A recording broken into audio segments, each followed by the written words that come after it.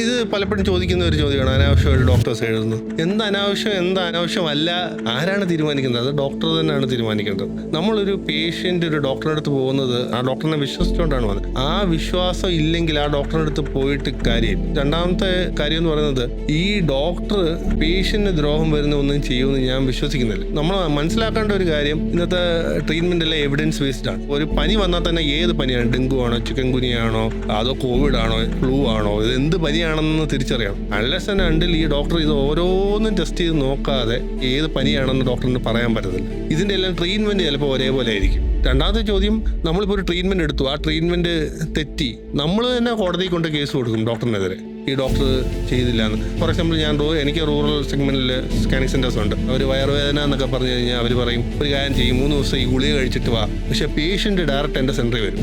ആ ഡോക്ടറിന് ഒരു അൾട്രാസൗണ്ട് പോലും എഴുതാൻ അറിയത്തില്ലയോ എന്നുള്ള രീതിയിൽ ആ ഡോക്ടറിനെ 2 ചീത്ത വിളിച്ചിട്ട് അവിടെ വന്ന് സ്വന്തമായിട്ട് എഴുതി കൊടുത്ത് അൾട്രാസൗണ്ട് ചെയ്യും. അപ്പോൾ 2 രീതിയിലും ഉണ്ട്. ഏത് ആവശ്യം അനാവശ്യം എന്നുള്ളത് ഒരിക്കലും നമുക്ക് പറയാൻ പറ്റത്തില്ല. അത് ഡോക്ടറിനെ ഡിപ്പെൻഡ് ചെയ്തിരിക്കും.